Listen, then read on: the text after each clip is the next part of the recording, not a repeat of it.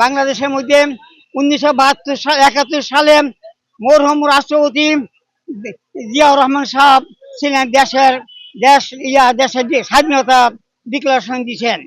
স্বাধীনতার যে ডিক্লারেশন দেওয়ার উনি ওনার যে বজ্র কণ্ঠে যে আওয়াজ করছেন, 18 কোটি মানুষ মুখরিত হয়ে গেছেন।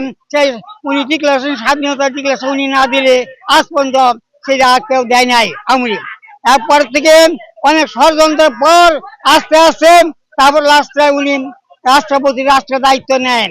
শহীদ রাষ্ট্রপতিকে জিয়া রহমানের সপরিবারে ষড়যন্ত্র করে কিছু লোকের পার্টিরা তাকে ধ্বংস করলে, হত্যা করলে, মিথ্যা প্রচারণা।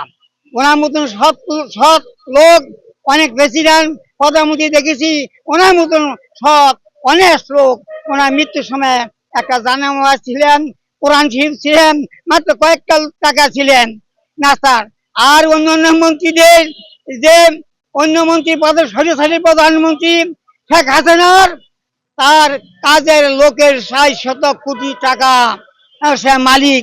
হেলিকপ্টার ছাড়া চলে না এই দেশের জনগণ, জনসাধারণ, সর্বস্তরের লোক, 18 কোটি মানুষ জানে যে শেখ হাসিনা নীতি মুখের কথা, আমার কাজের ছেলে ৪০০ কোটি টাকার মালিক।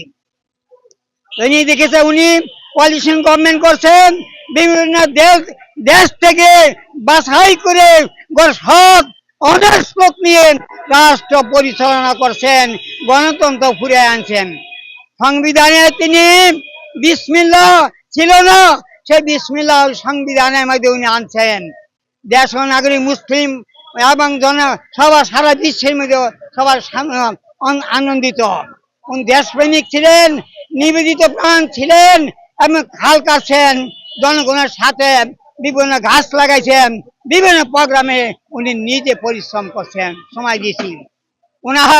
ওনার যে পরিশ্রম, শ্রম, ওনার যে মেহনত, উনি যে কোয়ালিশন গভর্নমেন্ট তৈরি করছেন, এখানে মধ্যে ছিলেন ব্যারিস্টার মওদুদ আহমদ, ছিলেন মশিউর রহমান, ছিলেন এখানে সাজিদুর রহমান, ছিলেন আরো অনেক বিচারপতি নিয়েছিলেন এবং সেনাবাহিনীতে ছিলেন, নেভিতে নিয়েছিলেন। ওনার সর্বস্তরকে বাছাই করে দেশপ্রেমিক লোককে নিয়ে তিনি দেশ পরিচালনা করছেন। যুদ্ধের মধ্যে অংশগ্রহণ করছি। আমার আব্বা অসুস্থ দেখে তৎকালীন আপনার প্রধানমন্ত্রী তাজউদ্দিন সাহেব এখানে চিঠি দিছে আমাকে যেন মুক্তিযুদ্ধ হিসেবে গ্রহণ না করে। আমার খালাতো ভাই প্রফেসর বাংলাদেশ মুক্তি বাহিনীর প্রধান ডাক্তার কলিমুর রহমান সাহেব উনি বলে দিচ্ছেন ওনাকে যেন মুক্তিযুদ্ধের মধ্যে অংশগ্রহণ না করানো হয়, আমার খালুজি দেখার জন্য, এই জন্য করতে পারি না। তো জানুল উসমান সাহেব আমাকে আদর করতেন। ঢাকা মিরপুরে এমএজি উসমানীকে নিয়ে 3টা মিটিং করছি ওইখানে 10 নম্বরে, এবং এখানে সৈয়দ ইয়া ছিলেন, কয়েকজন লোক নেতা ছিলেন, ফেরদৌস আহমদ কুরাইশি ছিলেন এবং সৈয়দ আবুল হোসেন খাজা ছিলেন, আরো কয়েকজন আইনজীবীকে নিয়ে মিটিং করেছিলাম। মরহুম রাষ্ট্রপতির লাশ যখন সংসদ ভবনে আসেন, ডিপটি স্পিকার ছিলেন, 48 ঘন্টা মরহুম রাষ্ট্রপতির লাশকে আমরা 3 জনে পাহারা রয়েছি এখানে। আমার সাথে 3 জন ছিলেন। আমি আমার নিজের টাকা দিয়ে বাইতুল মোকাররম থেকে এবং গোলাপ জল ভাই এগুলি থেকে নিছি। আপনার ফার্মগেট একটা মার্কেট আছে, ওই সাইডে মার্কেটটা ভুলে গেছি, সেই মার্কেটে সাদা কাপড়, লাল কাপড়, সেন্ট, আতর নিছি। বাইতুল মোকাররমে খতিবকে ফোন করছি, ইমাম সাহেব ফোন করেছি, তারাও গেছিলেন। ওইখানে লাস্ট দিয়ে দেখলাম সামনে, হ্যাঁ, দেখার পরে আমাকে ডিপটি স্পিকার মাহমুদ সাহেব, চট্টগ্রাম বাড়ি, তিনি সুলতান মাহমুদ সাহেব, উনি আমাদেরকে রাত্রে 2000 টাকা দিয়েছেন আমাদেরকে নাস্তা খাওয়ার জন্য।